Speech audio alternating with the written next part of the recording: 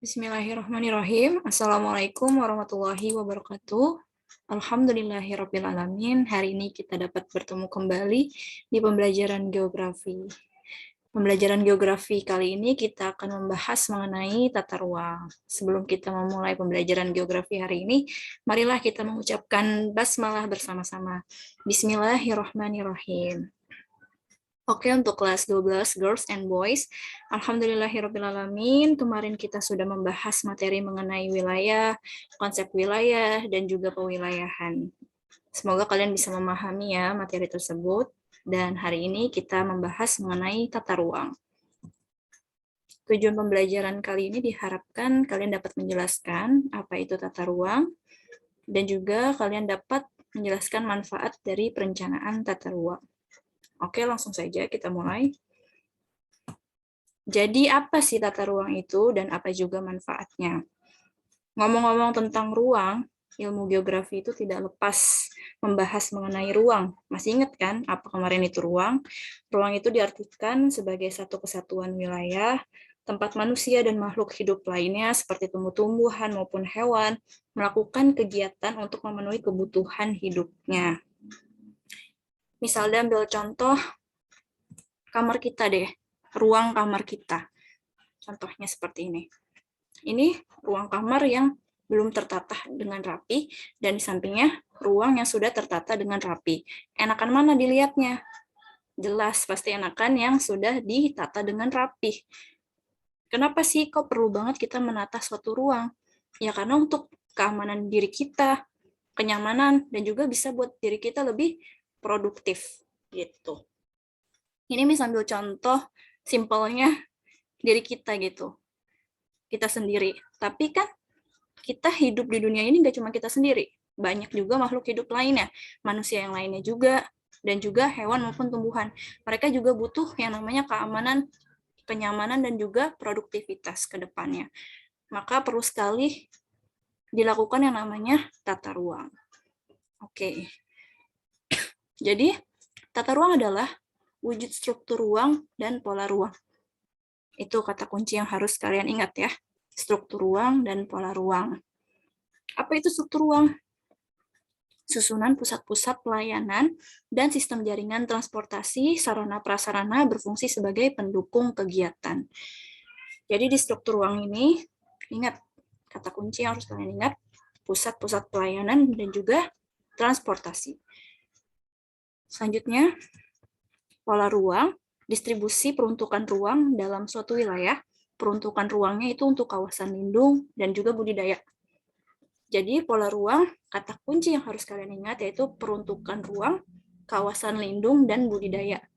Kawasan lindung berkaitan dengan pelestarian, kawasan budidaya berkaitan dengan atas dasar sumber daya alam yang bisa dimanfaatkan oleh manusia. Oke, ini contoh ilustrasi dari struktur ruang. Tadi masih ingat kan struktur ruang apa kata kunci yang harus kalian ingat? Ya, benar sekali. Yang harus kalian ingat yaitu tadi pusat pelayanan dan juga transportasi. Nah, di sini ada gambar berbentuk seperti bulat ya. Bulat segitiga itu merupakan pusat-pusat pelayanan. Bisa jadi itu pasar, bisa juga itu merupakan kantor pemerintahan. Sedangkan berkaitan dengan transportasi, yaitu ada pelabuhan, ada stasiun kereta api, ada jalan tol. Nah, itu merupakan bagian dari struktur ruang. Oke, semoga kalian bisa memahami ya sampai sini. Selanjutnya yang kedua tadi berkaitan dengan pola ruang. Ingat, kata kuncinya masih ingat nggak tadi pola ruang? Pola ruang yaitu berkaitan dengan peruntukan ruang, kawasan lindung, dan juga kawasan budidaya. Nah, kawasan lindung, contohnya di sini ada hutan lindung ya yang berwarna hijau. Nah, ini sudah ditata seperti ini. Terus, berkaitan dengan kawasan budidaya seperti adanya perkebunan kelapa sawit. Nah, di sini ya, memanfaatkan sumber daya alam yang ada untuk memenuhi kebutuhan manusia.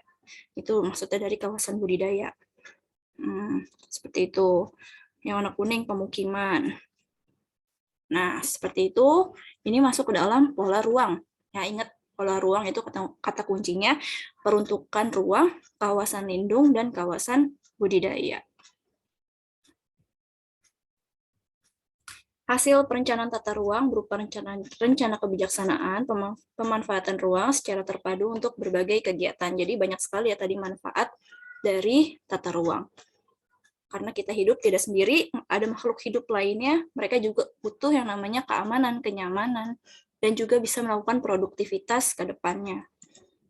Di Indonesia, rencana tata ruang itu ada 3.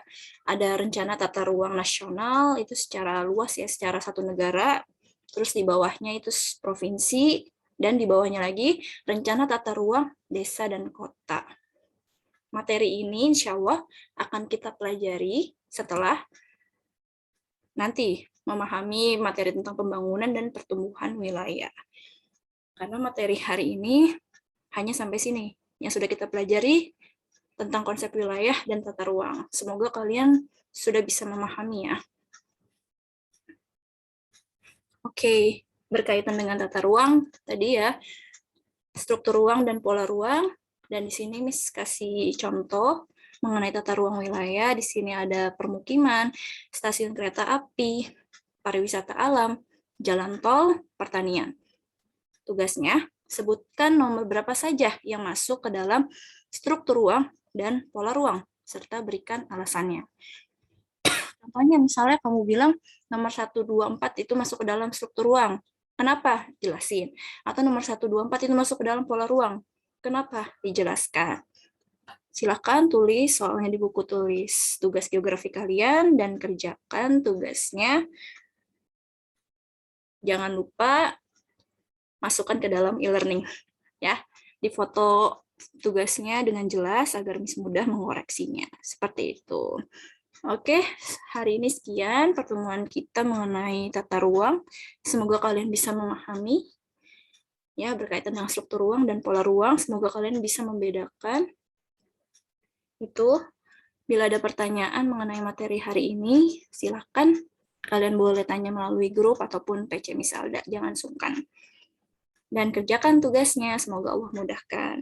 Sekian dari Misalda. Mohon maaf bila ada salah. Wassalamualaikum warahmatullahi wabarakatuh.